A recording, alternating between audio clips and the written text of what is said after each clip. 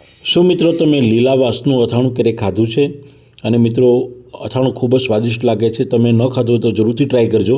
અને લીલા વાસનું અથાણું કેવી રીતે બનાવવું તેની શરૂઆતની પ્રોસેસ હું તમને સમજાવી રહ્યો છું. નવા ઉગેલા કુમળા લીલા વાંસનો આમાં ઉપયોગ થાય છે.